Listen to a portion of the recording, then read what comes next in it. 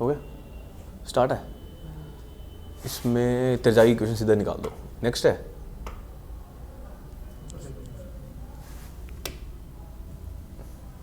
रंकीन। पहले रंकीन बता दी आपको, रंकीन को भी छोड़ दो, तेरजागी से स्टार्ट कर दो क्योंकि जो इंपॉर्टेंट है वही बताया था दोबारा से। रंकीन का तो बता ही दिया था सारी कहानी।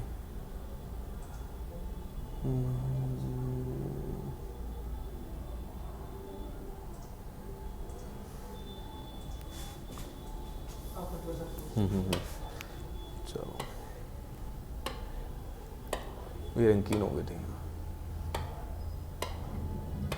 रंकीन तो बताने की जरूरत ही नहीं है, ये करवा भी रखी है पहले भी और रिवाइज भी करवा दी थी। लिमिटेशन उसके बाद स्टार्ट की थी हमने त्रिजागी, ये इंपॉर्टेंट है, यहाँ से एक सवाल बना है हमारा।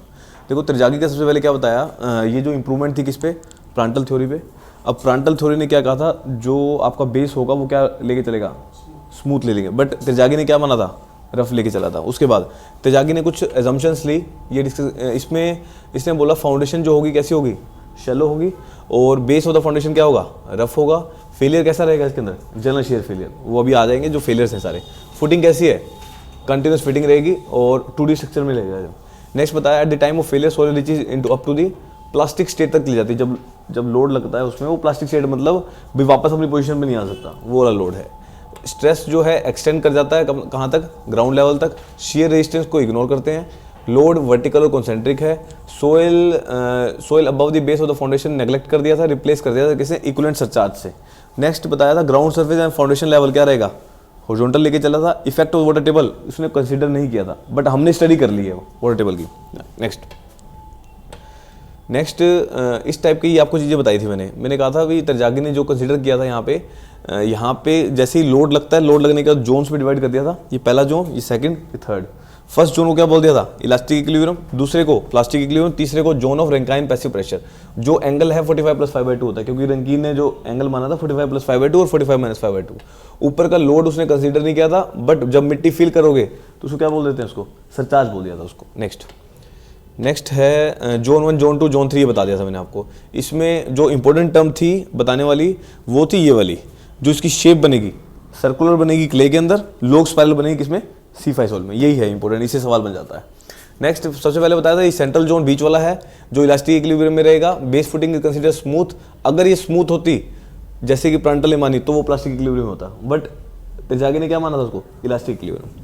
नेक्स्ट जोन था रेडियल जोन। इसके अंदर ये प्लास्टिक जो साइड वाले जोन है, जो साइड में मिट्टी आएगी, उसको बोला था हमने जो प्लास्टिक इक्विलिब्रियम में जो फेलियर प्लेन है, जो फेलियर प्लेन बन रहा है उसका जो प्लेन बनेगा वो सर्कुलर होगा क्ले के अंदर और लोग स्पाइरल होगा C5 सोइल के अंदर। नेक्स्ट है लीनियर शेयर जोन और Rankine passive pressure. It makes an angle बता दिया आपको 45 + 5/2 और 45 - 5/2। इसके बाद है इंपॉर्टेंट त्रिजागी, यहाँ से सवाल आना है अपना। त्रिजागी क्वेश्चन ने क्या कहा, अल्टीमेट बीयरिंग कैपेसिटी किसके इक्वल है, CNC + QNQ + 0.5 gamma B N gamma. ये क्वेश्चन है जहाँ पे C क्या है, कोहेजन। ये फर्स्ट जो टर्म है वो कोहेजन को शो करेगा, दूसरा वो फाउंडेशन के ऊपर वाले स्ट्रक्चर को, और ये तीसरा फाउंडेशन के नीचे वाले स्ट्रक्चर को। ये सारी कहानी बता दी थी। इसके बाद C क्या है, यहाँ पे कोहेजन है, NC NQ N gamma, bearing capacity या बीयरिंग क्या बोलते हैं इसको, बीयरिंग कैपेसिटी फैक्टर्स, इसको बीयरिंग कैपेसिटी फैक्टर बोल दिया था, NC NQ N gamma. Next gamma हमें पता ही है क्या होता है, ठीक है, यूनिट वेट होता है। तो क्यू क्या है, सरचार्ज। बी क्या है, वेट ऑफ द फुटिंग। अब मॉडिफाइड इक्वेशन बना दी उसने किसकी, रेगुलर शेप, जो रेक्टेंगुलर शेप। अगर रेक्टेंगुलर होता तब क्या इक्वेशन में चेंज आ जाएगा, इक्वेशन में चेंज कितना, 1 + 0.3 B/L से गुना कर दिया था CNC को, फर्स्ट पैरामीटर को, प्लस QNQ प्लस दूसरे पैरामीटर में 1 - 0.2 B/L, वो सारे ये तीनों में गुना कर दिया था। अब मैंने कहा इसी को लेके स्क्वायर भी हो सकता है, स्क्वायर होगा तो B और L क्या हो जाएंगे, सेम हो जाएंगे। सो 1 प्लस में 0.3 क्या आ गई, 1.3 CNC + QNQ, 1 माइनस में ये B और L इक्वल हो जाएंगे कितना, 0.8 / 2, 0.4 गामा B × N गामा। ये सारी इक्वेशन बन जाएगी।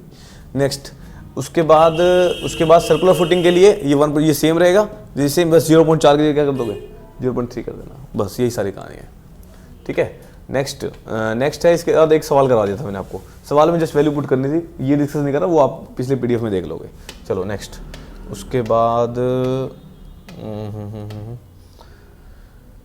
अब उसके बाद क्या बताया मैंने, ये तो सोइल जो फेल हो रही थी किसमें ली थी हमने, जनरल शेयर फेल में। अगर सोइल फेल करेगी किसमें, लोकल में फेल करके मॉडिफाइड इक्वेशन हो जाएगी। Q U equal to C की जगह क्या आ जाएगा, C M into N C dash plus Q into N Q dash plus 0.5 gamma B into में एन गामा डैश। अब फाई डैश की वैल्यू निकालनी पड़ेगी अपने को, क्योंकि नया फाई डैश आ जाएगा, tan inverse of 2/3 tangent of phi आ जाएगा। नेक्स्ट सी एम की वैल्यू 2/3 टाइम्स ऑफ सी।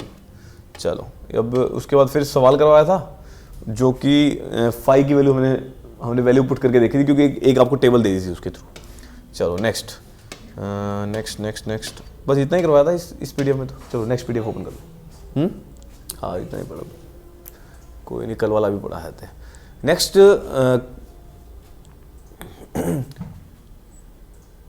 चलो नेक्स्ट है अपना करेक्शन फॉर वाटर टेबल। अब वाटर टेबल की करेक्शन करनी है हमें।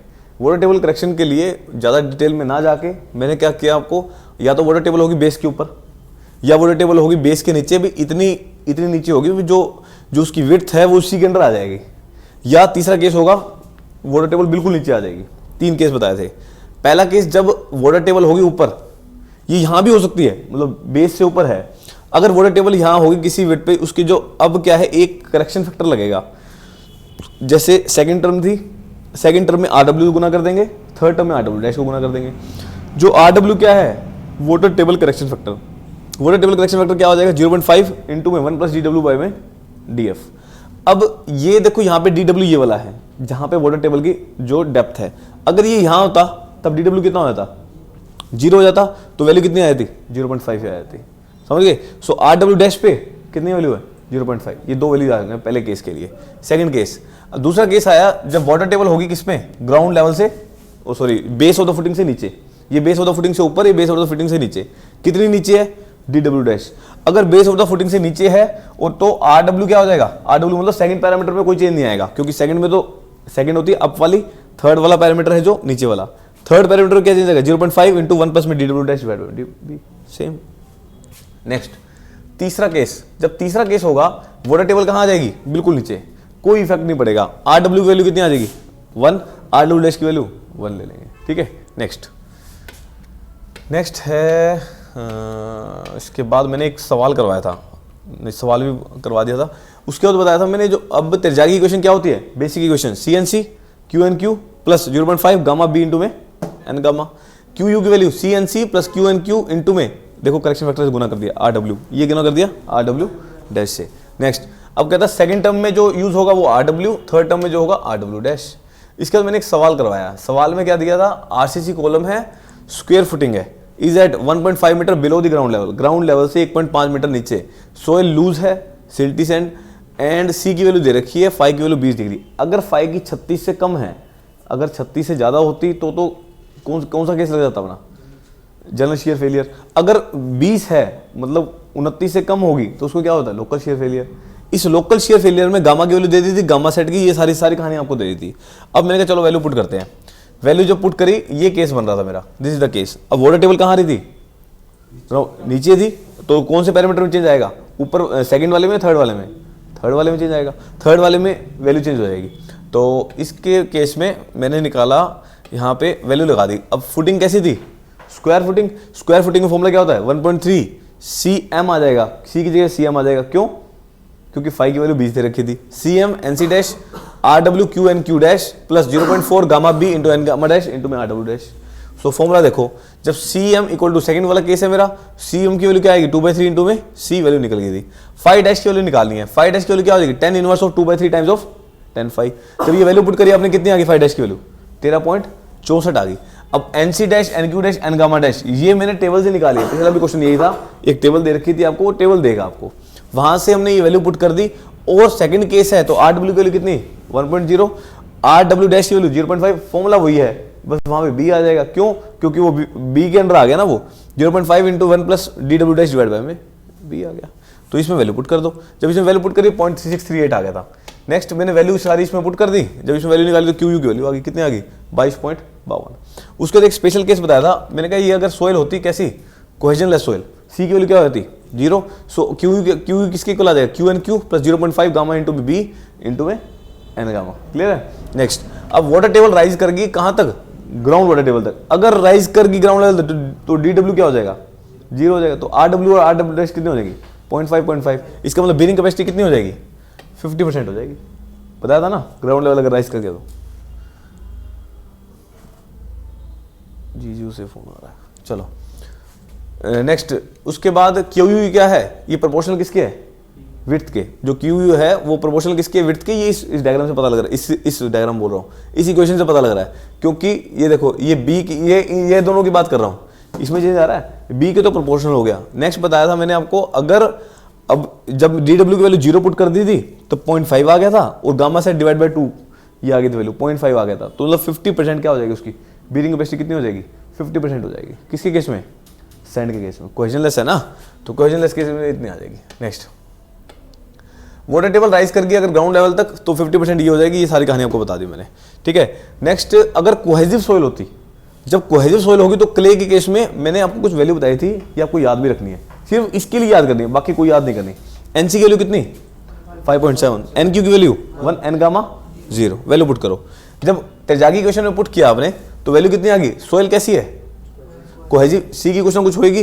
सो इसकी वैल्यू किसकी आ गई, एनसी की वैल्यू कितनी है 5.7, सी प्लस में क्यू, एन क्यू की तो 1 है, एन गामा 1, तो यही रहेगी सिर्फ। इक्वेशन कितनी बच गई, अरे नहीं लिख नहीं सकता, 5.7 सी प्लस में क्यू आ जाएगी। नेक्स्ट, ये मेरी इक्वेशन बन गई थी।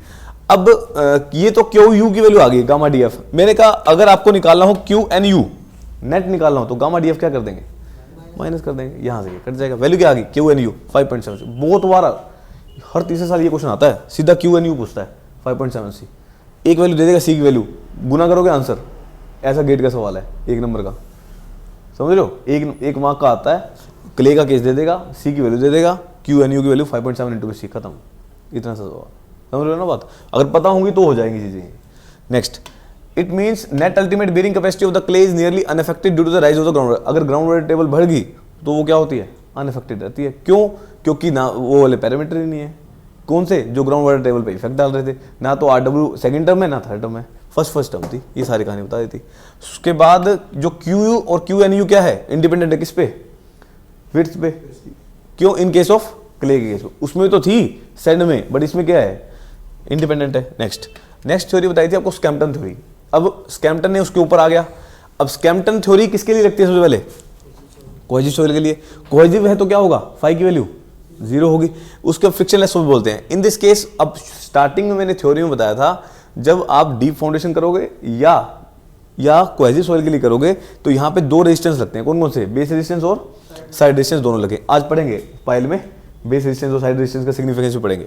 Are accounted therefore it can be applied for the, ये दोनों के लिए लगती है। किसके लिए, शैलो के लिए भी और डीप के लिए। क्योंकि शैलो में क्या था, बेस रेजिस्टेंस, डीप में क्या था, ये दोनों से, तो दोनों के लिए लगेगी। नेट अल्टीमेट रिएक्शन कितनी आ जाएगी इसकी, Q N U equal to C N C. तो एन सी क्या है, यहाँ पे स्कैम्पटन बेयरिंग कैपेसिटी फैक्टर है, this is Skempton bearing capacity factor. तो यहाँ पे मैंने एक चीज बता दी थी, जो सी यू है वो एस यू बाई 2 है। एस यू मैंने मान लिया था, वैसे क्यू यू आना था तो क्यू यू मिक्स हो जाता। तो एस यू क्या है यहाँ पे, अनकॉन्फाइंड कंप्रेसिव स्ट्रेंथ। अगर सवाल में अनकॉन्फाइंड कंप्रेसिव स्ट्रेंथ दे दिया तो सी की वैल्यू निकालनी पड़ेगी आपको। सी मतलब सी यू, वही है सी यू, तो क्यू यू बाई में 2 अगर देते हैं, या एस यू बाई में 2 बोल लो। ऐसे ही अब इसकी कहानी, ये मैंने कल आपको ये थोड़ा बाद में ऐड किया था। मैंने कहा अगर डी एफ बाई में बी की रेशो 0 है, मतलब दोनों क्या है, सेम लेवल पे हैं। डेप्थ ऑफ फाउंडेशन जो है 0 होगी तो बेस क्या होगा, सेम लेवल पे होगे। मतलब इस पे क्या होगा, जो क्यू एन यू किसके इक्वल, सी यू इंटू में एन सी। इस केस के अंदर मैंने आपको वैल्यू बताई थी, जो स्ट्रिप फुटिंग है, अरे इधर जो स्ट्रिप फुटिंग है मेरी, एन सी की वैल्यू कितनी ले लेंगे इसमें, ठीक है। एन सी की वैल्यू कितनी ले लेंगे, 5 ले लेंगे, स्ट्रिप फुटिंग है तो। अगर रेक्टेंगुलर, स्क्वायर, सर्कुलर है तो एन सी की वैल्यू कितनी ले लेंगे, 6 ले लेंगे। ये इंपॉर्टेंट है, ये लेके चलनी है आपको।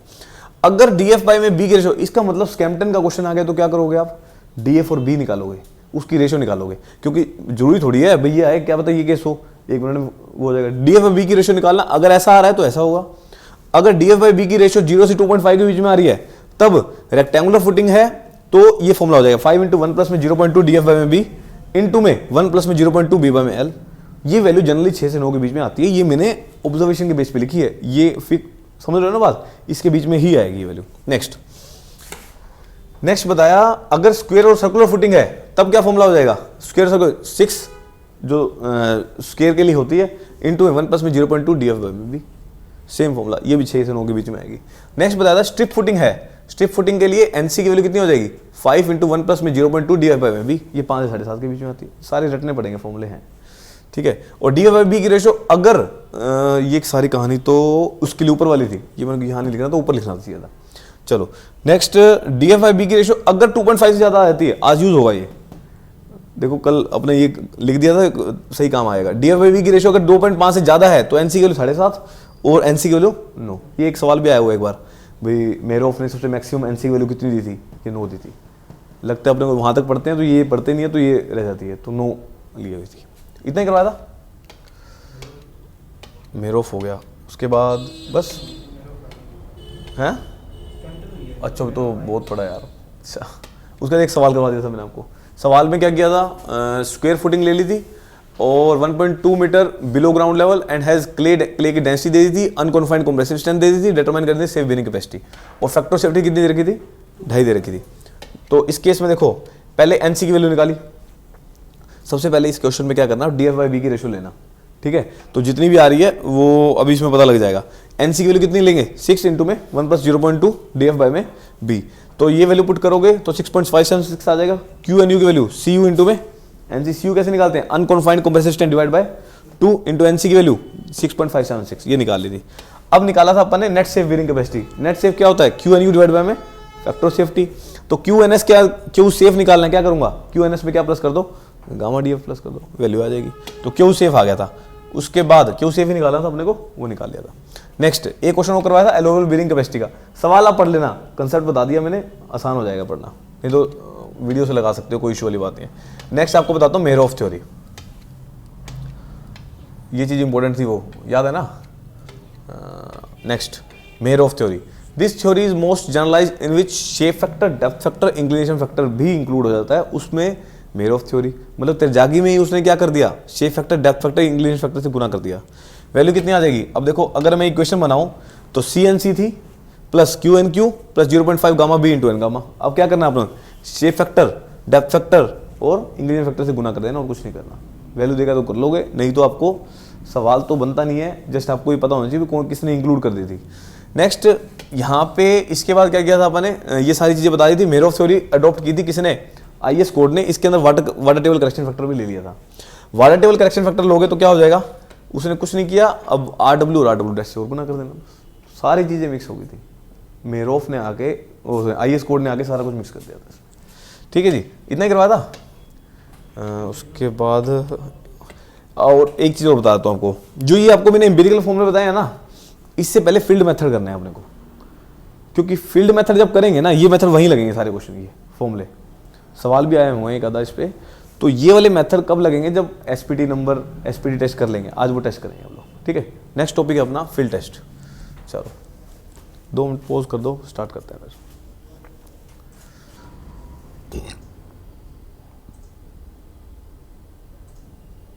चलो नेक्स्ट टॉपिक है मेरा field methods.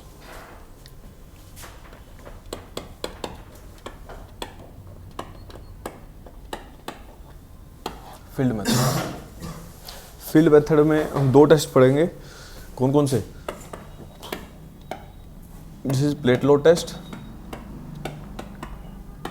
And second is standard penetration test. GATE के लिए इंपॉर्टेंट है स्टैंडर्ड पेनिट्रेशन टेस्ट, ये सारी का plate load test and standard penetration test.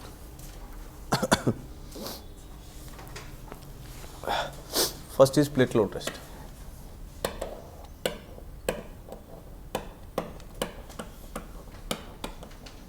कुछ एक छोटा सा वो बना देता हूँ साथ साथ ही,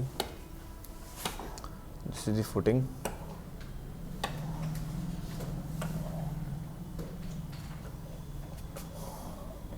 foundation,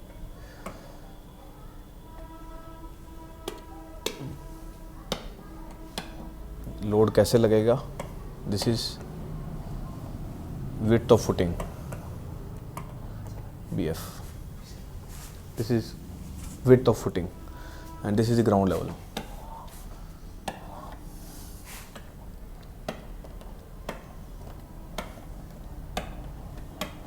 This is the ground level, this is the depth of footing. अब कराने के तो मैं ये ना कराऊँ भी ऐसे होगा बता के सीधा सवाल बता दूँ, बट लिखवा तुम 5-6 लाइनें की बात है, दोबारा पढ़ोगे तो समझ आ जाएगा सारा दोबारा से, ठीक है। This is base of the fitting and चलो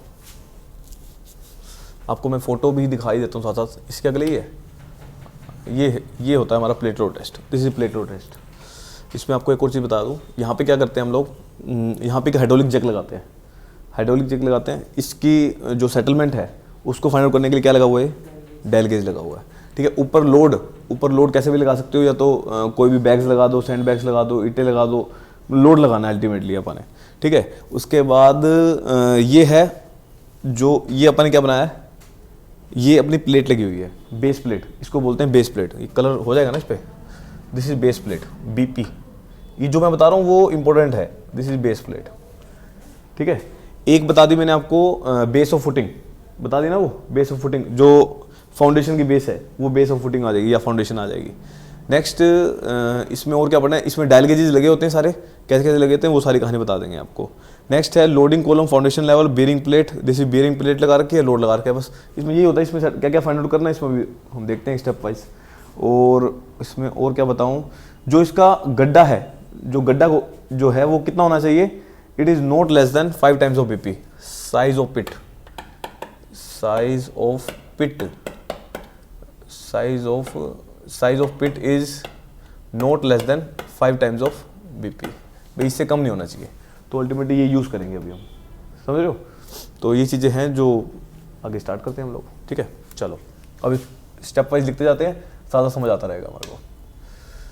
चलो first cheese, first this method was design, ये भी सवाल आया हुआ है, this method was designed, this method was designed to determine the modulus of,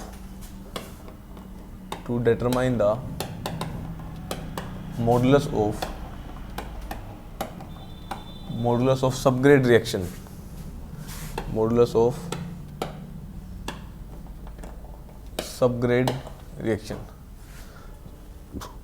of subgrade reaction which is used in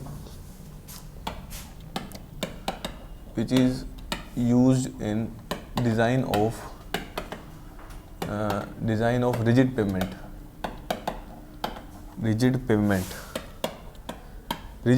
की design के लिए मुझे सबग्रेड रिएक्शन निकालनी होती है, मॉडुलस सबग्रेड रिएक्शन, वो इसी मेथड से निकालते हैं हम लोग, ठीक है। Next this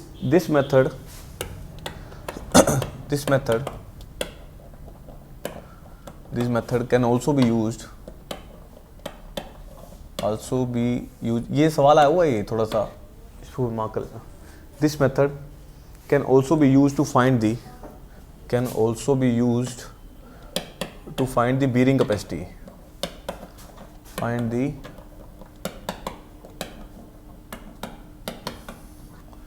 This method can also be used to find the bearing capacity on shear criteria,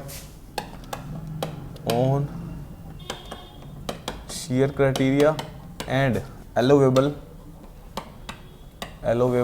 bearing pressure criteria.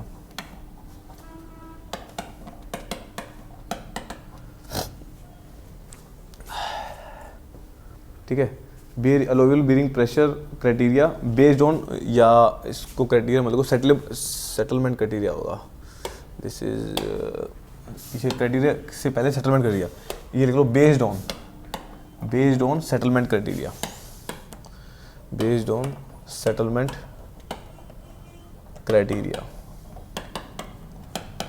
Next तीसरा point,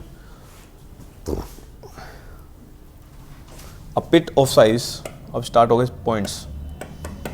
a pit of size not less than 5 times of BP,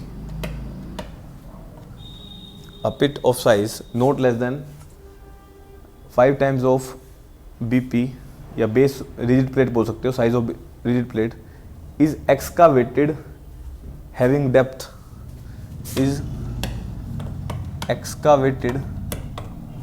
having depth, a pit of size not less than 5 times of BP is excavated having depth equal to depth of foundation, equal to depth of foundation, having depth equal to depth of foundation, इसको बोलेंगे DF. Next,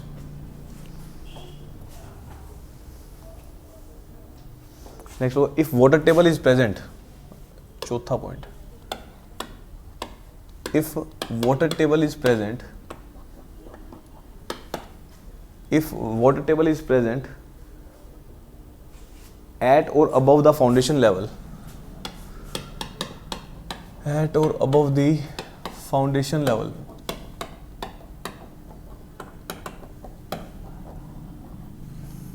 if water table is present at or above the foundation level, then it must be lowered, then it must be lowered, water table level को lower करेंगे by pumping, lowered by pumping. पांचवा point, the rigid plate may have size, the rigid plate may have size 30 centimeter, 45 centimetre और 60 centimetre, कोई भी हो सकती है. 30, 45, 50, 60 और 90 और लिख लो उसमें 90 सेंटीमीटर. 4 साइज की प्लेट ले सकते हैं. Next, which may be circular और स्क्वायर, विच मे बी सर्कुलर और square. Next point, rigid plate is seated at the center of pit. Rigid plate is seated क्या लिखूं, SE लिखूं क्या, seated at center of pit. Rigid plate is seated at center of pit. 3 dial gauges are used, 3 dial gauge use करते हैं इसमें, are used, 3 dial gauges are used to measure the settlement, to measure the settlement. Next, 7th, load is applied, the load is applied by jacking mechanism, या hydraulic jack बोल सकते हो, jacking mechanism, by jacking mechanism. ठीक है, ये सारी कहानी भी होगी. इसका देख लो, which can be recorded by dial gauge, which can be recorded by dial gauge, and load settlement curve is plotted, load settlement curve is plotted, is plotted. 8वां पॉइंट, और कौन सा बता दें, और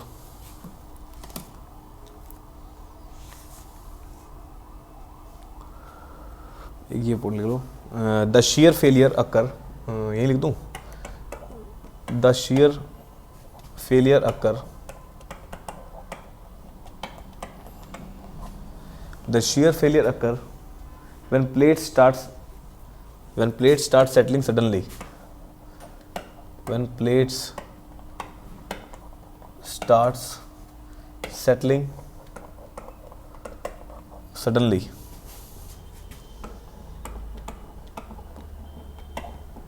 when plate starts settling suddenly at faster rate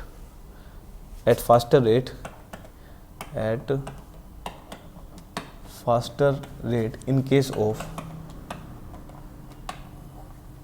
of sand लेंगे dense sand, in case of dense and stiff soil,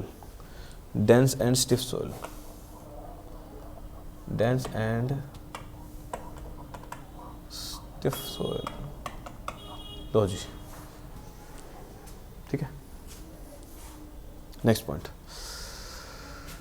लिख लिया। उसके बाद इसी में ही डेंस एंड स्टिफ सॉइल हो गया। उसके बाद इन केस ऑफ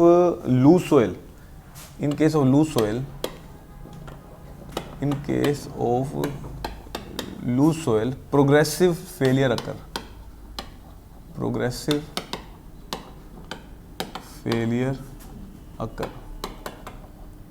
ये पॉइंट्स हो गए। In case of loose soil progressive failure कर। इसके बाद लूज स्केल का चल जाएगा। ग्राफ बना लेते हैं। अब ग्राफ आपको मैंने दिखा रखे हैं, जैसे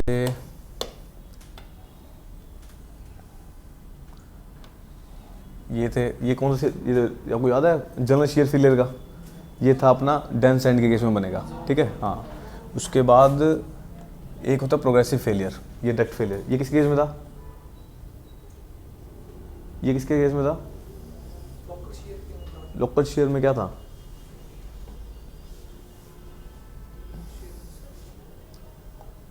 फास्टर रेट से जा रही थी इसमें सेटलमेंट, समझ रहे हो? तो ये किस केस में? लूज सैंड में।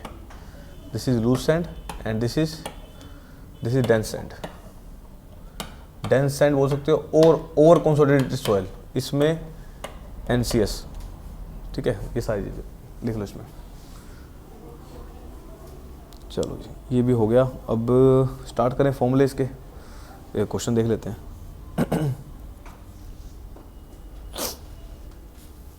चलो नीचे नोट डाल के पॉइंट लिखो, क्वेश्चन पहले पढ़ लेते हैं। चलो जो बताया आपको, देखो मैंने बताया ये मेथड जो डिज़ाइन किया हमने, ये modulus of subgrade direction find out करने के लिए काम आता है।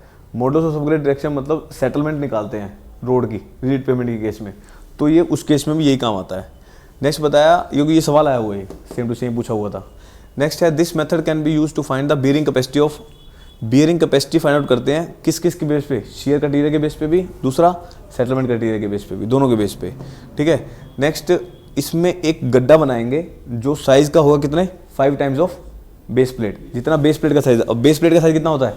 वो 30 सेंटीमीटर हो सकता है, 45, 60 और 90 बेस प्लेट का साइज, ठीक है। उसके बाद बताया आपको उसका, अगर वाटर टेबल प्रेजेंट, अगर फाउंडेशन लेवल के ऊपर जो है वाटर टेबल आ गई तो क्या करेंगे? उस वाटर टेबल को नीचे भेजेंगे। कैसे? बाय पंपिंग करके। नेक्स्ट, रिजिड प्लेट जो है उसका साइज कितना लेके चलते हैं? 30, 45, 60 और 90, ये बता दिया। कैसी हो सकती है? वो सर्कुलर भी हो सकती है और स्क्वायर भी हो सकती है। रिजिड प्लेट क्या है? उसको रखेंगे कहाँ पे? सेंटर ऑफ पिट में, जो गड्ढे के बिल्कुल बीचों बीच रखेंगे। और 3 डायल गेज लगे होते हैं, एक तो वहीं लगा होता है, बाकी नीचे लगते हैं सेटलमेंट के लिए। उसको सेटलमेंट नोट करनी होती है ना, 3 सेटलमेंट लेते हैं, एवरेज वैल्यू लेनी होती है उसके बाद में। नेक्स्ट है, the load is applied by jacking mechanism. जो लोड लगेगा, हाइड्रोलिक जैक लगेगा वहाँ पे, और वो रिकॉर्ड कौन करेगा? डायल गेज रिकॉर्ड करेगा और अपलोड करेंगे कर्व को। नेक्स्ट, अगर शेयर फेलियर अकर हो रहा है when plate start settling suddenly, एकदम से सेटल कर जाए। पहले तो लोड के साथ बढ़ रहा था, उसको एकदम से सेटल कर गया, तो उस केस में कौन सी सोइल है? डेंस सोइल और stiff soil. Next in case of loose soil, अगर बिल्कुल लूज सोइल है उसमें क्या हो जाएगा? Progressive failure. ये दोनों केस बता रखे हैं आपको, जनरल शेयर फेलियर और लोकल शेयर फेलियर के केस बता रखा है, ठीक है जी। चलो नेक्स्ट और है, अब नोट डालो जो सवाल बनेंगे जिससे, नोट डालो। First point, if the soil is cohesive, for cohesive soil, ऐसे लिख लो, फॉर कोहेसिव सोइल। जब कोहेसिव सोइल होगी तो क्या होगा? सी की कुछ ना कुछ होगी, फाई की वैल्यू कितनी हो जाएगी? 0, फाई की वैल्यू 0। अल्टीमेट बेयरिंग कैपेसिटी क्या होगी? इंडिपेंडेंट होगी, लिख लो यहाँ पे। In this case ultimate bearing capacity is independent of ultimate bearing capacity is independent of size. Ultimate bearing capacity क्या है इस केस में? साइज के इंडिपेंडेंट रहेगी, ठीक है।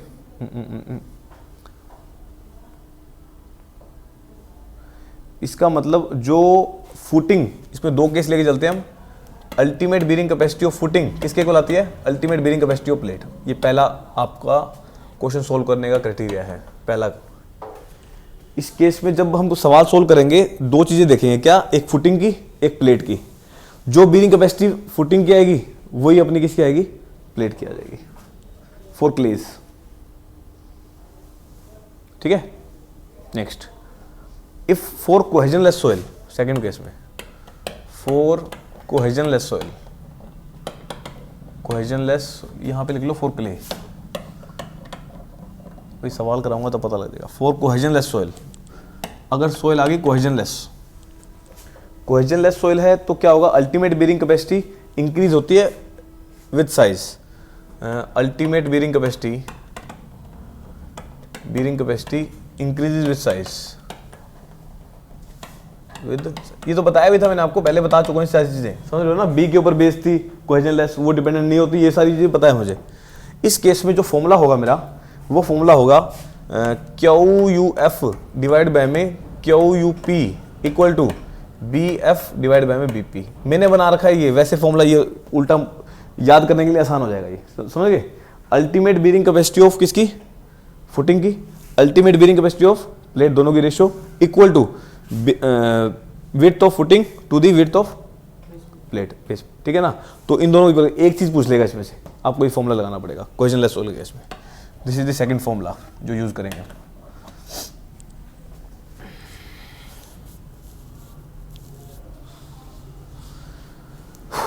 ये सारी कहानी भी होगी, उसकी जरूरत है नहीं अपने को। नेक्स्ट, ये सारा तो हो गया अपना शेयर क्राइटेरिया के बेस पे। अब सेटलमेंट क्राइटेरिया के बेस पे देखते हैं। नेक्स्ट लिखो determination of allowable bearing pressure. ये हो गया फर्स्ट, ये मेरा कैसे करें इसको डालो केस 1, ठीक है। अब डालो case 2। Determination of allowable bearing pressure,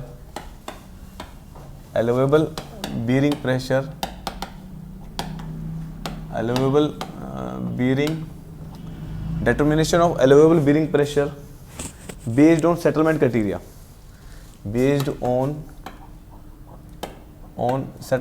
जब सेटलमेंट देगा ना आपको तब क्या केस रहेगा? क्योंकि दो केस होते हैं अपने, एक तो शेयर क्राइटेरिया, एक सेटलमेंट क्राइटेरिया। शेयर वाला केस हो गया, सेटलमेंट क्राइटेरिया बता रहे हैं।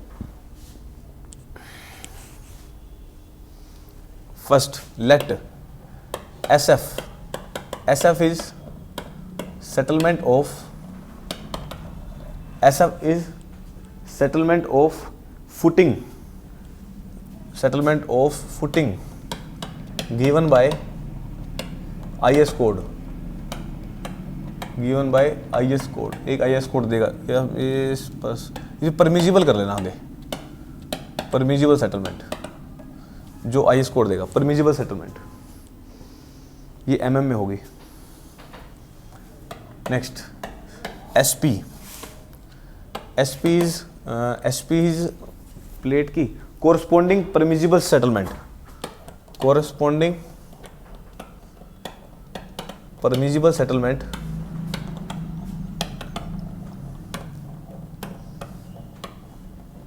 ऑफ प्लेट की सेटलमेंट।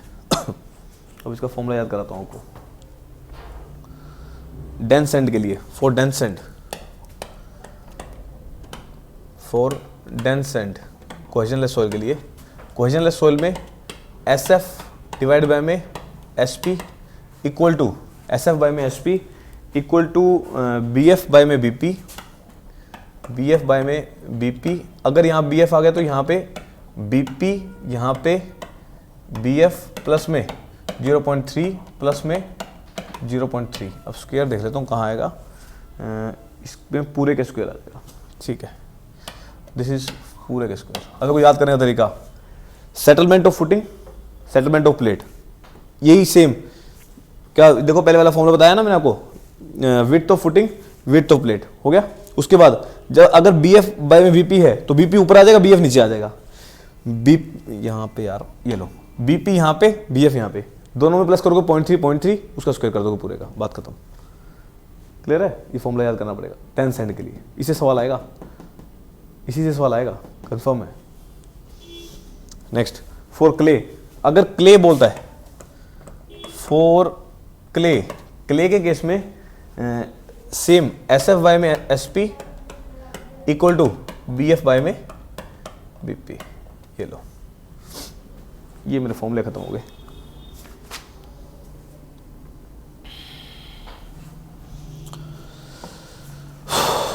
अब देख लेते हैं कुछ है तो।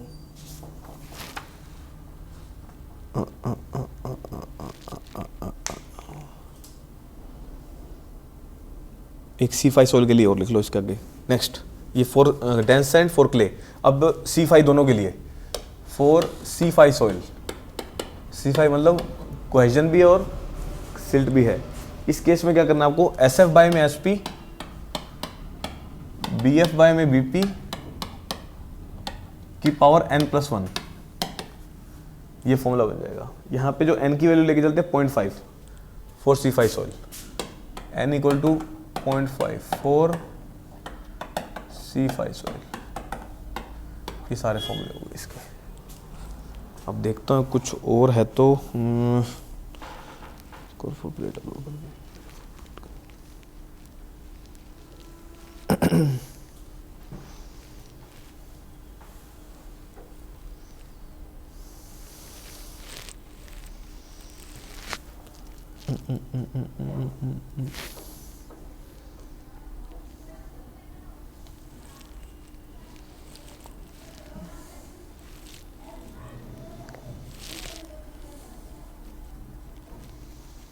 क्ले के केस में इंडिपेंडेंट, बस कुछ नहीं है। अब देखो अगर आपको ये तो मैंने केस दे दिया, किसके केस में, लास्ट मैंने स्टार्टिंग में बनाया था। देखो यहाँ पे अल्टीमेट है ना, अगर यहाँ पे एलोएबल दे दे तो सेम फॉर्मूले हैं। सैंड के केस में ये, क्ले के केस में ये। देखो यहाँ पे allowable footing, allowable plate, allowable footing, allowable plate, ये दोनों सेम है। मतलब एलोएबल आ जाए या अल्टीमेट कुछ भी आ जाए, फॉर्मूले सेम रहेंगे यही वाले। ठीक है, ये सारी कहानी होगी। ये स्टैंडर्ड पेनिट्रेशन टेस्ट खत्म हो गया आपका। ठीक है, ये क्वेश्चंस बनेंगे इस पे। देखता हूँ क्वेश्चन पहले कराऊँ क्या बाद में कराऊँ, देख लेता हूँ। हाँ, ये प्लेट लोड खत्म। क्वेश्चन पहले करा दूं एक, थोड़ा फील आ जाएगी क्योंकि बोर ज़्यादा हो गए होगे। चलो करो एक क्वेश्चन, लिखो इस पे क्वेश्चन लिखो। कहाँ छुड़ गया यार तो। अच्छा यार, ओहो ठीक है, इतना ठीक है, यहीं तक होगा। चलो लिखो क्वेश्चन, देखो फाइंड सेटलमेंट ऑफ फुटिंग। इसके आपको लगा लो हर दूसरे साल तो क्वेश्चन आना ही आना है इस पे, समझ रहे हो। Find settlement of footing, settlement of footing width, width दे रखी है आपको, विड्थ दे रखी है आपको 1.2 metre, for which 1.2 metre, for which plate load test, for which plate लोad test showing 15 mm of settlement, showing 15 mm of settlement, 15 mm of settlement and 400 mm width and 4 mm of width।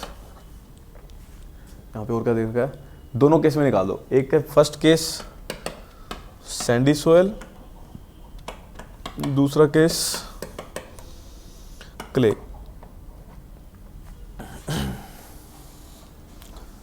Find the settlement of footing, footing और settlement निकाल दो।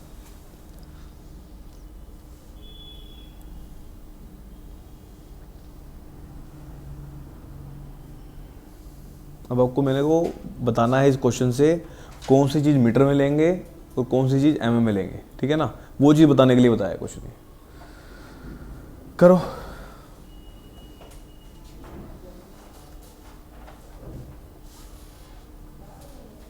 देख लेता हूँ कुछ रह तो नहीं गया। 0.4, 0.3, 0.1.2 तो फुटिंग।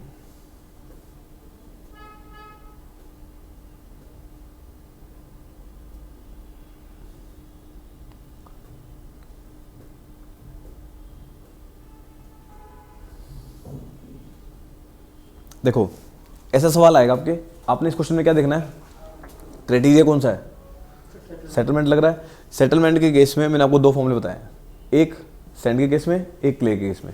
सैंड के केस में फॉर्मूला क्या बताया है, अभी याद भी कराया था आपको, दिस इज SF बाय में SP equal to BF divide by में BP, ऊपर क्या आ जाएगा BP, नीचे BF प्लस 0.3 प्लस 0.3 इसका स्क्वायर, ये बताया था,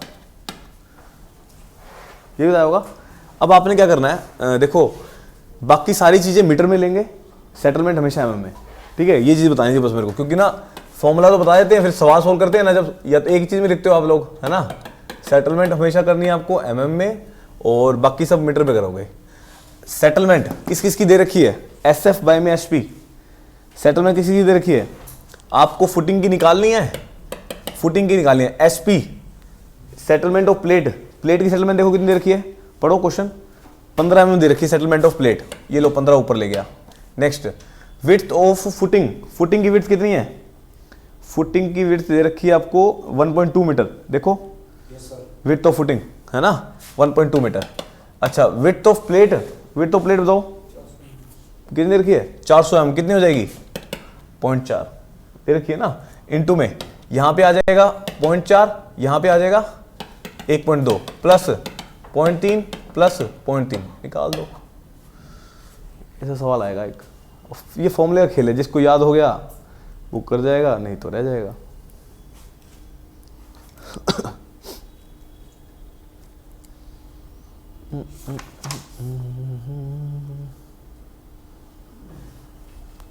एक रहेगा इमीडिएट, सेटलमेंट हमेशा mm में, साइज हमेशा मीटर में, बस ये चीज़ मेन है।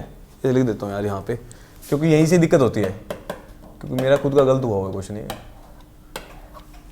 समझ रहे हो। फॉर्मूला तो याद था, कर दिया एक में पुट, वो भी ऑप्शन में था।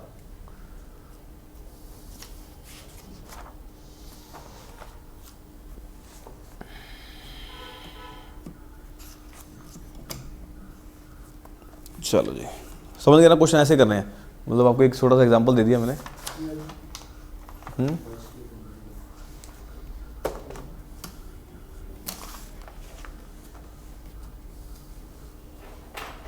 अब कराना है आपको स्टैंडर्ड पेनिट्रेशन टेस्ट।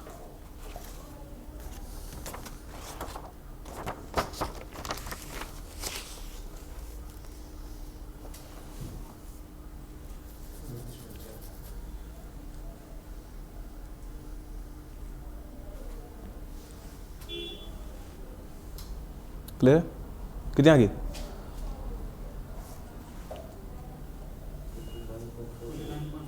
कितनी आ रही है, ठीक है, जो भी आ रही है, मेरे पास तो क्वेश्चन था ये 29.4 mm। अच्छा नेक्स्ट क्ले के केस में कितनी आ रही है, क्ले के केस में बताओ,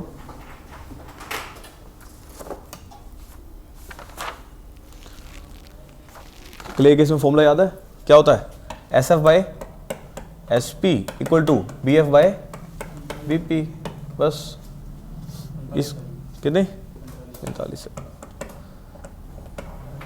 ठीक है। ये सारी होती हुई है, क्ले एकदम से क्या कर जाएगी उसमें, नीचे चली जाएगी, सेटलमेंट ज़्यादा हो जाती है उसके अंदर। चलो जी अब आ जाओ, नेक्स्ट है standard penetration test.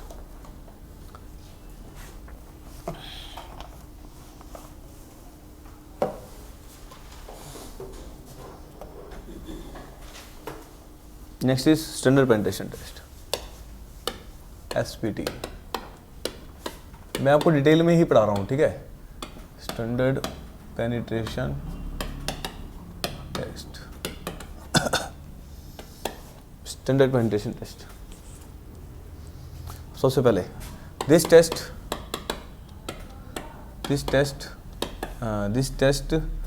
Can be used to determine the, अब बहुत सारी चीज़ें निकालता है ये, लिखते जाओ। सबसे पहले angle of shearing resistance, angle of shearing resistance या इंटरनल फ्रिक्शन लिख सकते हो, फाई बोल सकते हो, वो सब angle of shearing resistance. Second relative density और डेंसिटी इंडेक्स।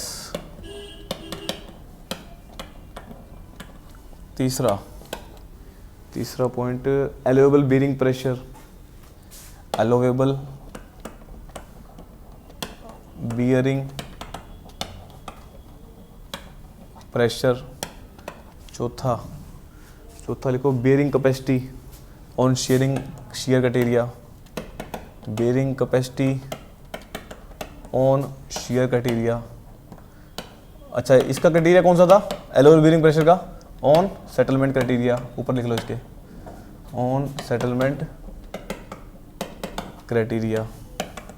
कितने हो गए? 3 4। पांचवा लिखो unconfined compressive strength, UCS, unconfined compressive strength of clay, आप पूरा लिख सकते हो, UCS unconfined compressive strength. Ultimate pile load capacity, ultimate pile load capacity, ये टेस्ट भी करेंगे आप, पाइल लोड टेस्ट कैपेसिटी। चलो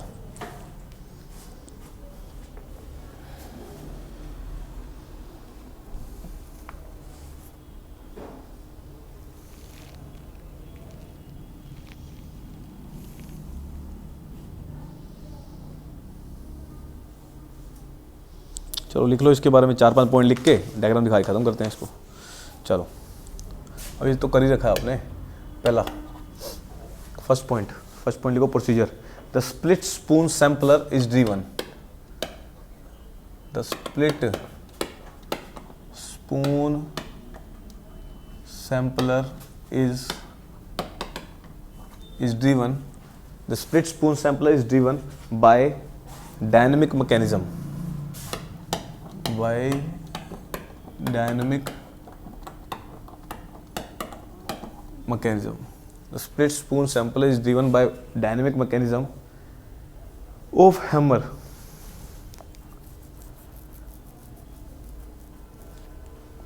and sampler is placed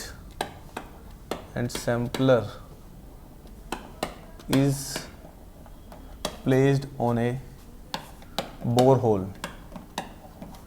Sampler is placed on a borehole. This test is conducted, second point, this test is conducted,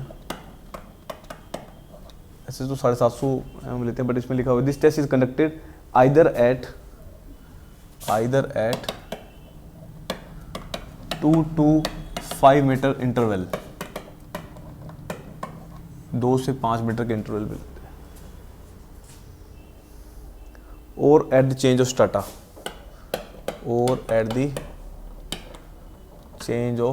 strata, तीसरा point, the weight of hammer is 63.5 kg, weight of hammer is 65 लेते हैं, 63.5 लेते हैं, पता है क्या? 63.5 kg होता है। And fall, height of fall कितनी होती है? Height of fall is 750 mm, 750 mm रहती है।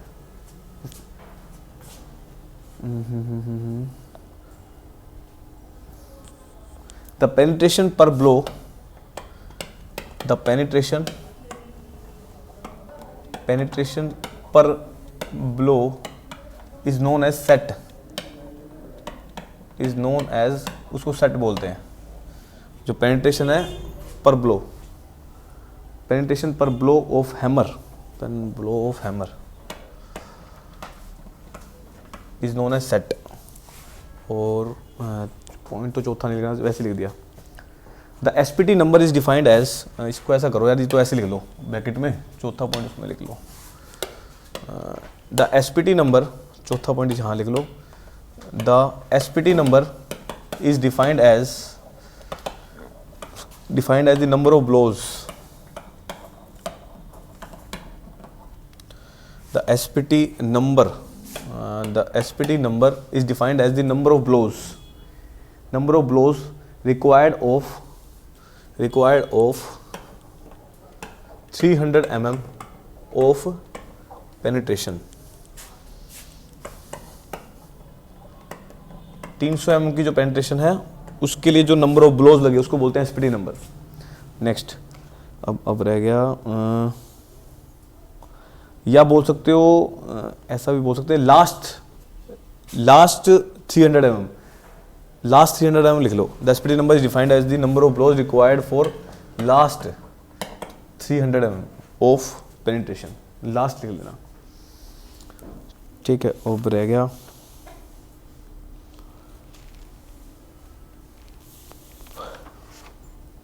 चलो नेक्स्ट लिखो। Usually test is performed in 3 stages। Usually test is performed in 3 stages and 150 mm penetration in each stage।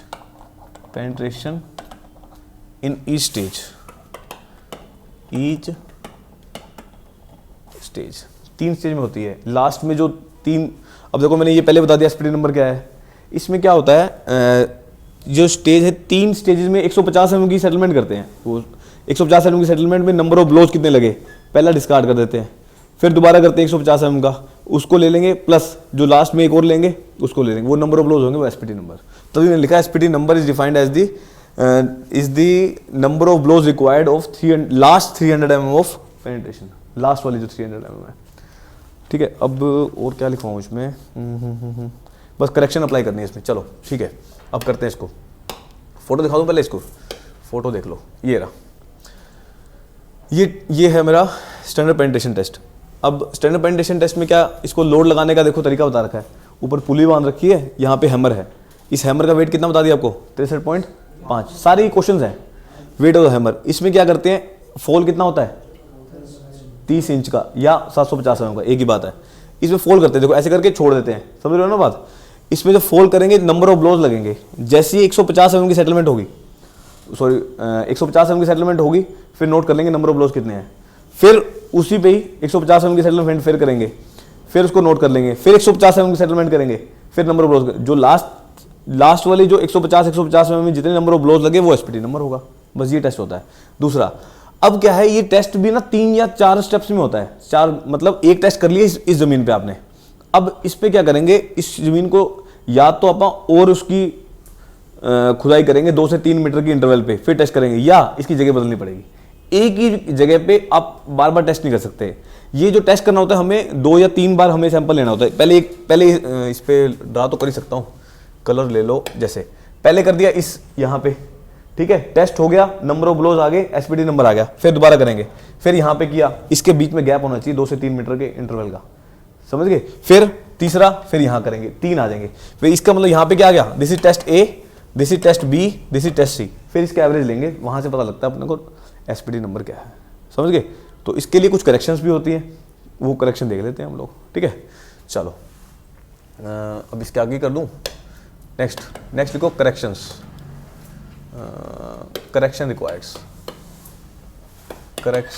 Required, जो correction required है इसके लिए। पहली करेक्शन है overburden pressure correction, overburden pressure correction, overburden pressure correction. let n naught is the observed pressure, N naught is the observed, क्या बोलते हैं इसको, observed value of SPT, observed value of SPT. N naught है ये, N naught is the observed value of SPT. N1 is the, let N1 is the corrected value of SPT जो हमें correct करनी है। ये कैसे निकलती है, इसका फॉर्मूला याद रखेंगे, N1 equal to N naught into correction 350 plus divide by में सिग्मा बार प्लस में 70। ये मेरा फॉर्मूला है, ये करेक्शन के लिए फॉर्मूला लगाएंगे आप।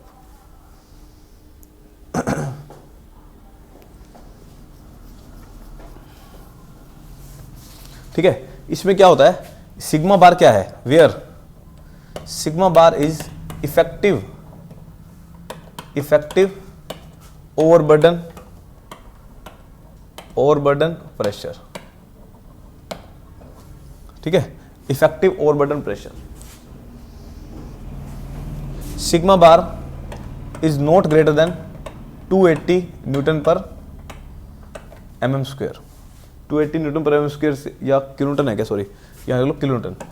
ये जो प्रेशर है इससे ज्यादा नहीं होना चाहिए। अगर ज्यादा हो जाता है तो क्या होता है, if sigma bar is greater than 280 kilo newton per mm square, then no correction is required. समझो इसको। ये क्या होता है, अब देखो ओवरबर्डन क्या होता है, जो सोइल के अंदर जो ओवरबर्डन प्रेशर बता रखा है ना आपको, अरे वो गामा जो लेते हैं उसके। अब इसमें क्या होता है, जब आप लोड लगाते हैं ना, इसमें प्रेशर अप्लाई होता है। अगर क्योंकि प्रेशर एग्जैक्ट 280 लगता नहीं है, 280 से कम लगता है तो हमें करेक्शन लगानी पड़ती है। क्योंकि हम मान लेते हैं 280 से कम है, कम लगा तो क्या करेंगे, जो एन नोट की वैल्यू आई है 350 भाग में सिग्मा बार प्लस में जितना भी कम आया है, जैसे 270 आ गया, 200 आ गया, जितना भी आ गया, अगर ये वैल्यू 280 होगी तो 280 प्लस में 70 कितना होगा, 280 प्लस में 70 कितना होगा, 280 प्लस 300 ऊपर क्या है तो 1 ही हो गया। तो इसका मतलब ये दोनों इक्वल है। समझ गए। तो ये अल्टीमेटली जो करेक्शन लगाई ये इफेक्टिव ओवरबर्डन प्रेशर के लिए लगाई। अगर 280 से कम आ रहा है तो ये लगाओगे, ज्यादा आ रहा है तो कोई रिक्वायरमेंट नहीं है। समझ गए।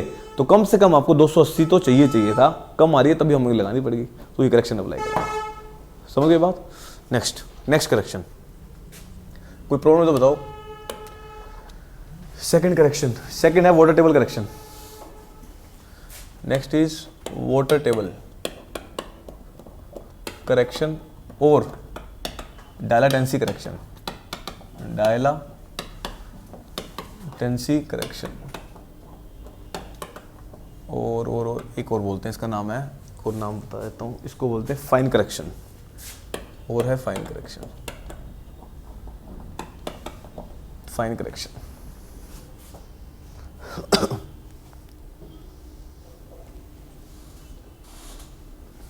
देखो, if water table is present above the foundation level,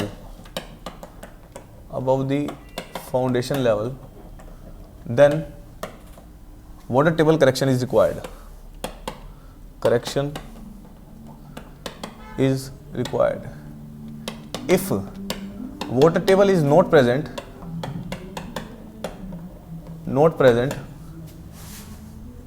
then no correction is required. No water table correction is required. Correction is required. कोई रिक्वायरमेंट नहीं। अगर वाटर टेबल ऊपर आ गई तो अपने को वाटर टेबल करेक्शन लगानी पड़ेगी। बिकॉज सीधा लिख लो, नेक्स्ट पॉइंट ही लिख लो। The pore water pressure, the pore water pressure is developed due to the presence of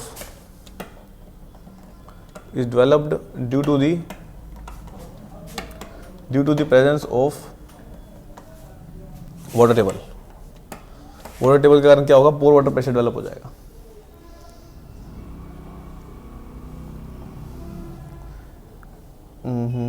and in fine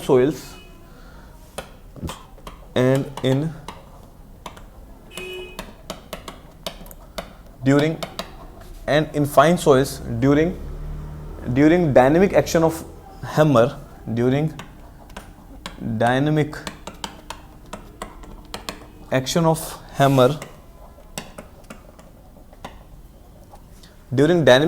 hammer the pore water resistance is developed. The pore water resistance is developed.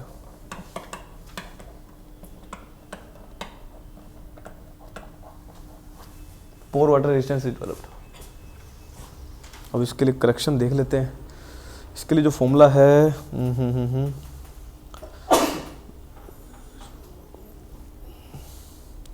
इसके लिए formula direct लिख लो. N2 यहाँ लिख दूँ क्या? चलो आगे लिख देता हूँ.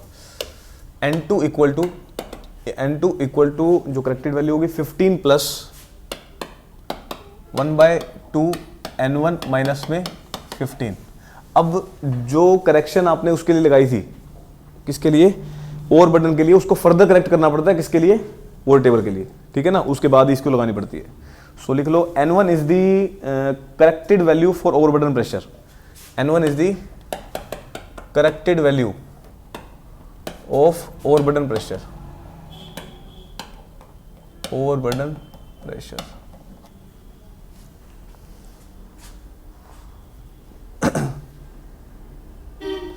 लिख लो let N2 will the corrected value of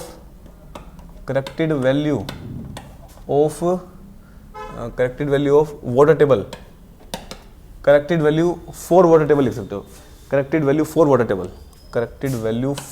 table. water table के लिए जो करेक्ट वैल्यू की है. ठीक है. और क्या लिखें? नीचे लिख लो the corrected value for overburden pressure is further corrected for water table.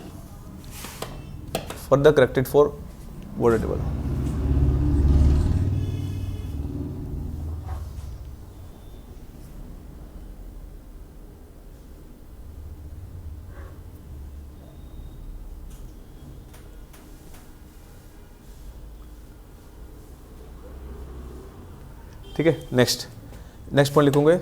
This correction is required. ये करेक्शन कब चाहिए हमें? Correction is required when N1 is greater than 15. अगर 15 से ज्यादा होगी तभी तो N2 की वैल्यू आएगी. समझ रहे हो बात? If correction N1 is greater than 15, if N1 is less than 15, no correction is required.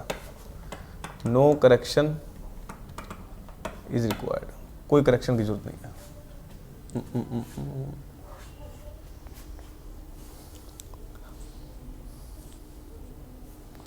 चलो हो गया ये भी. और अब चाहिए अपने को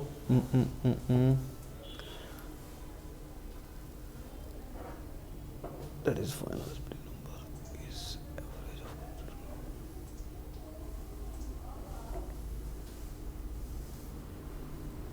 ठीक है. फॉर एग्जाम्पल एक एग्जाम्पल लिख लो इसके नीचे. For example NA, NB, NC, ND is the corrected SPT number. ये अलग अलग लेवल पे निकलेंगे. SPT number at different levels.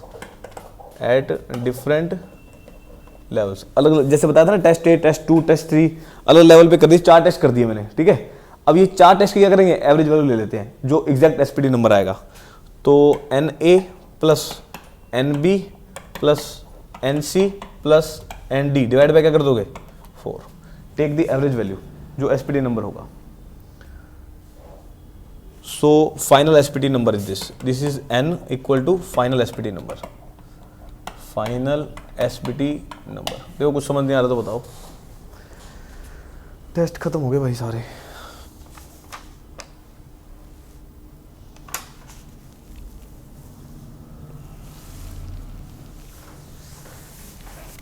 ठीक है, ये टेस्ट खत्म हो गया। देखो अब कहाँ से बताऊँ आपको, ये वाटर टेबल समझ आ गया था। अब इसकी कहानी आ जाओ।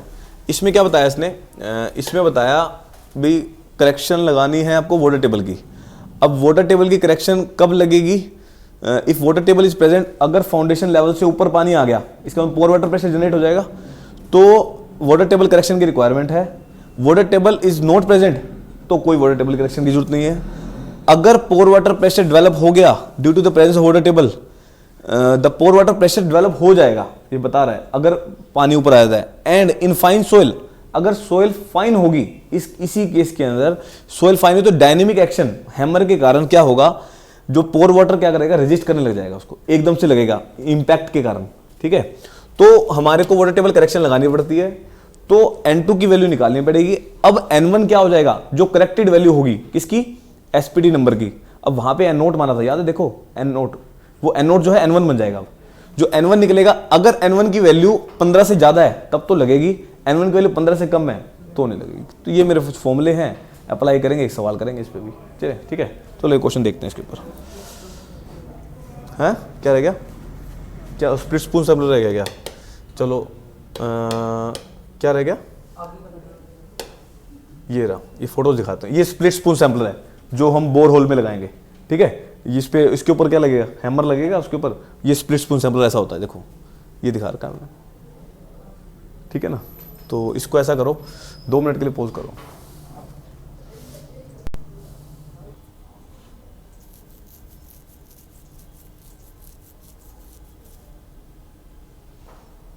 चलो नेक्स्ट एक न्यूमेरिकल देखते हैं एसपीटी टेस्ट पे। न्यूमेरिकल नोट करिए। During the SPT test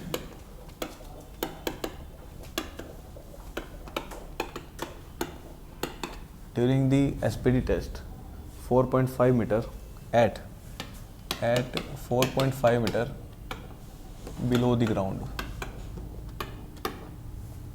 During the SPD test at 4.5 meter below the ground level,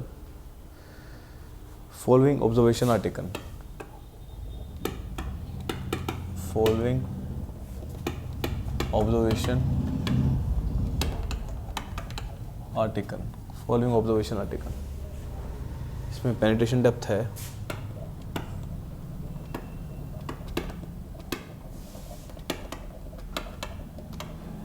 mm में, पेनिट्रेशन डेप्थ दे रखी है अपने को, और नंबर ऑफ ब्लोज दे रखे हैं। This is number of blows.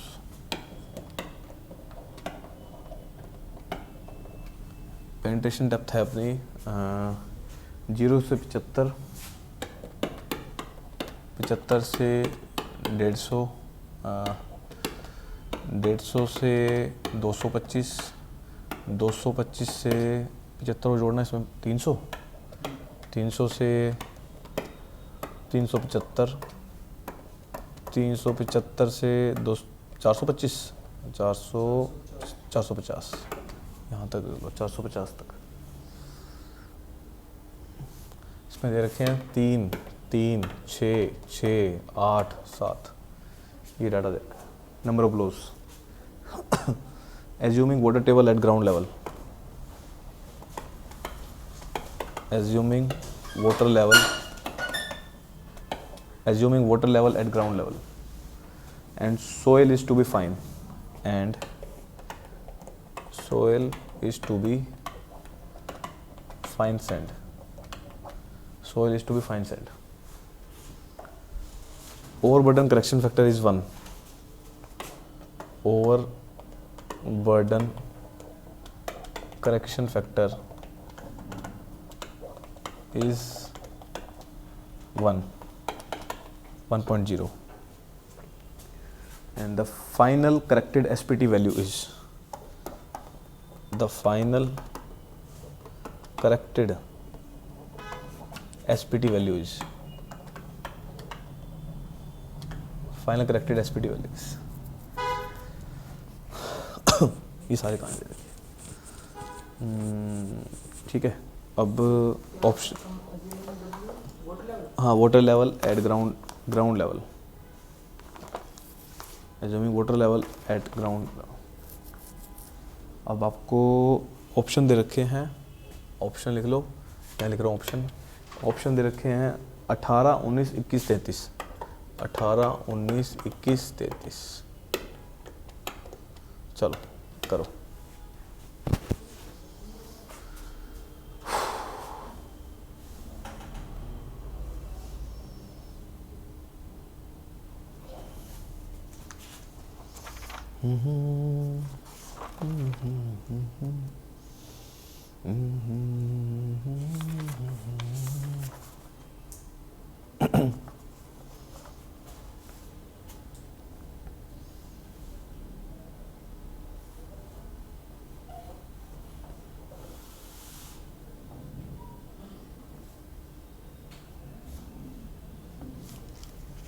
कुछ करना ही नहीं, 1 ही मिनट का तो क्वेश्चन है, कंसेप्ट आता वो तो 1 मिनट में हो जाएगा। अब देखो इसमें तो आपको वाटर टेबल करेक्शन फैक्टर ही 1 दे दिया, सिग्मा बार देता तो पुट कर देते, ठीक है, देता तो पुट कर देते।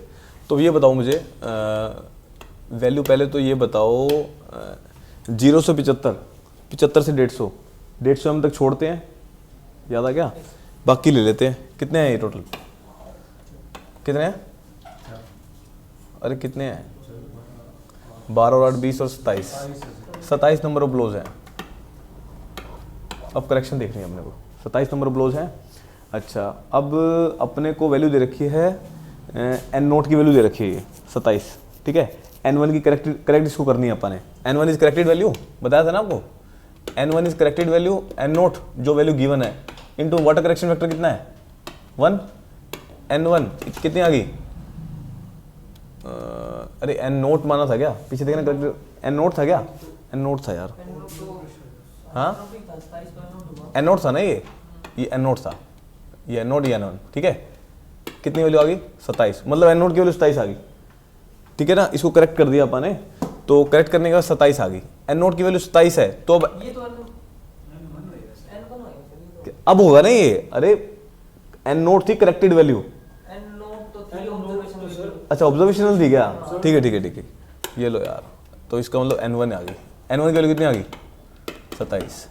अगर N1 की वैल्यू 27 है तो N2 की वैल्यू निकाल सकता हूँ, N2 का फॉर्मूला बताओ, N1 15 plus 1/2, this is N1 minus में 15, सो 15 प्लस 1/2, N1 की वैल्यू 27 माइनस में 15 कितनी आ रही है, 5 और 7 12, 6 15 और 6 कितना आ गई, ये गेट का सवाल है, ऐसा सवाल है, कोई दिक्कत है क्या, कर दोगे, कंसेप्ट आता हो तो हो जाएगा, समझ रहे हो ना। दूसरा, अब ये अब चेंज एक और क्या आ सकता है वाटर टेबल करेक्शन फैक्टर में, वो क्या होती है 350 divide by sigma bar plus में 70, याद हो जाएगा वो, उससे याद कर लेना, 350 कर दूं तो उससे वैल्यू 280 से 280 याद रख लेना आप, तो ये वैल्यू देगा, वो वहां से पुट करके वैल्यू निकालोगे, यहाँ से वैल्यू होगा, एक सवाल इससे बन सकता है, ठीक है। दोनों को एक सवाल कर दिए, इस टाइप के कुछ ना कुछ चेंज करता रहेगा, ये वैल्यू दे देगा, ठीक है जी। चलो अब एक टॉपिक रह गया अपना, गेट में एक सवाल आया हुआ है, वो टॉपिक लिख लो, चलो लिखो नेक्स्ट। अब बीयरिंग कैपेसिटी बेस है, टोटल सेटलमेंट, सीधा ही बता रहा हूँ, ये टोटल सेटलमेंट ये किसके इक्वल होता है, दिस इज SI प्लस में S नोट, SI प्लस में S नोट, टोटल सेटलमेंट, या SC लिख लो यार। SI होता है इमीडिएट सेटलमेंट, जो इमीडिएट होगी, इमीडिएट सेटलमेंट। SC होता है जो कंसोलिडेशन के कारण होती है, जो settlement due to consolidation. Consolidation पढ़ा रखा है सारा, प्राइमरी सेकेंडरी, सेकेंडरी छोटा सा था, प्राइमरी के कारण, जो प्राइमरी के कारण थी, याद है ना, प्राइमरी कंसोलिडेशन के कारण, दूसरी बोलते हैं प्राइमरी या कंसोलिडेशन सेटलमेंट। हमें SI की वैल्यू बतानी है, SI की, SI का एक फॉर्मूला होता है, वो आपको ध्यान रखना है, इमीडिएट सेटलमेंट पूछी हुई थी, SI का एक फॉर्मूला होता है, ये है अपना QN इंटू B1, इसमें है 1 माइनस में म्यू का square into IF divide by में IF हो गया, नीचे आएगा अपना ES, ये देख लो, ये मेरा फॉर्मूला याद होगा तो हो जाएगा, बाकी सब कुछ देगा। एक क्वेश्चन कराता हूँ अभी इसका, QN net pressure intensity, net pressure intensity, B is the width of foundation, B is the width of foundation, width of foundation, mu क्या है, poison ratio, mu is poison ratio, IF this is influence factor, ES modulus of elasticity of soil, modulus of elasticity of soil,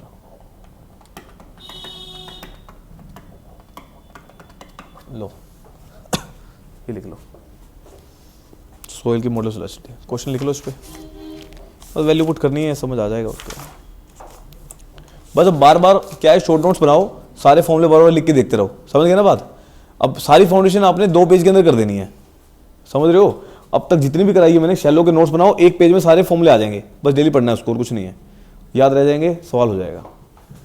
अब लिखो इसमें question IF influence factor, कहाँ गया question, स्कैम्पटन हो गया,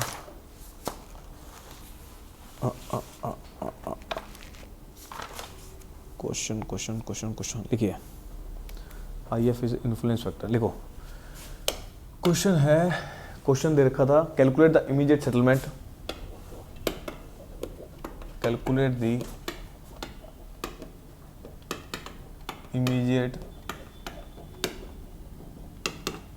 immediate settlement for a column footing, for a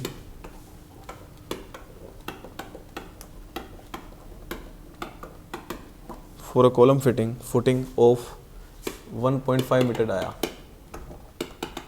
1.5 meter dia, load from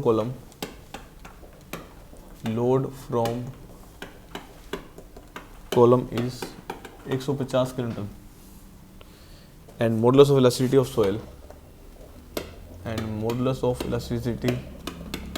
of soil, is 7000 kilopascal.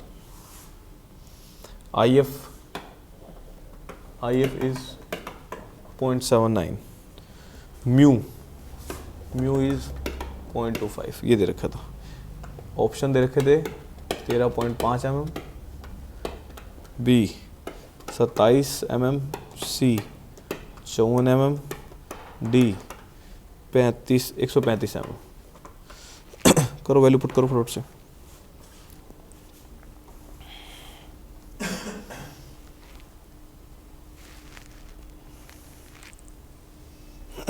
अब देखो यहाँ पे क्या किया इसने, कॉलम दे रखा था जिसका डाया दे दिया इसने, अब विड्थ नहीं दी, रेक्टेंगुलर होती तो विड्थ ले लेते, यहाँ पे क्या दे दिया, डाया दे दिया इसने, बस बी की जगह क्या हो जाएगा, डी हो जाएगा। फॉर्मूला पुट करो फटाफट से, देखो कुछ नहीं है, SI किसके equal, this is QN into में, यहाँ पे डाया हो जाएगा 1 माइनस में म्यू का स्क्वायर इंटू में IF डिवाइड बाय में, क्या था डिवाइड बाय में है, यस, वैल्यू पुट करो। अब ये क्या है, अल्टीमेट नेट बेरिंग कैपेसिटी, अब नेट बेरिंग कैपेसिटी कैसे निकलती है, लोड दे रखा है, लोड को किससे भाग कर दूं, एरिया से, बेरिंग कैपेसिटी न्यूटन पर मीटर स्क्वायर होता है, तो वैल्यू कितनी दे रखी है, लोड कितना है 150 किलोन्यूटन है, 150 किलोन्यूटन इंटू 10 की पावर 3 भाग में π/4 इंटू में डी कितना है 1.5 का स्क्वायर, भी आ जाएगा, ठीक है, 1.5 का स्क्वायर किलो न्यूटन। और इसमें पहले किसी ने लेके चले यहाँ पर, ठीक है, किलोमीटर में ही चलने दो उसको, 10⁻³ मत करो, क्योंकि नीचे किलो पास्कल है ना, समझ गए, अगर पास्कल होता तो ले लेते न्यूटन पर एम स्क्वायर, ये इसमें चलने दो, गुना में डाया कितना है 1.5, 1 माइनस में पॉइजन रेशियो कितनी है 0.25 का स्क्वायर, IF 0.79 भाग में modulus of elasticity 7000, value solve कर लो कितनी वैल्यू आ रही है। तो एक टाइप ये भी आ सकती है, ये सेटलमेंट आएगी आपकी मीटर में, क्योंकि जो पास्कल होता है वो न्यूटन पर मीटर स्क्वायर होता है, समझ गए ना, ये किलो पास्कल में है सारा, ये मीटर में आ जाएगा सारा। देखो वैल्यू कितनी आ रही है,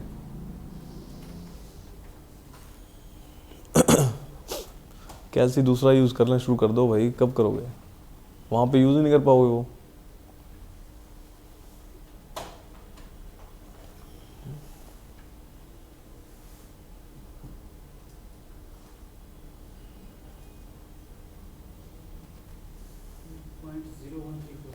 .0134 में कर दो उसको, 10 की पावर 3 से गुना कर दो।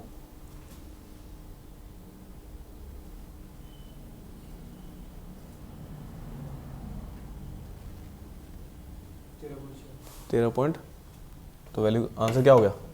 13.46 होगी, जो भी आ गई 13.4।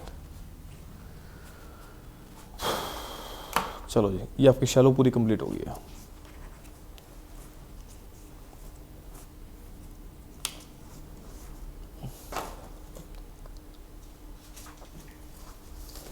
चलो नेक्स्ट टॉपिक डालते हैं।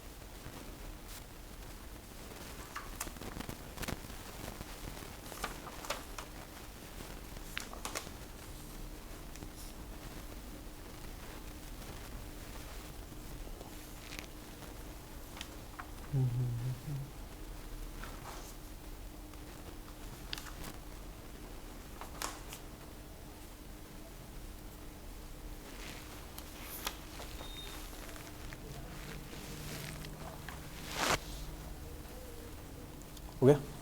चलो शैलो कंप्लीट होगी। सवाल लगाओ आराम से, सारे लग जाएंगे, बिल्कुल ध्यान से करना है सारा कुछ।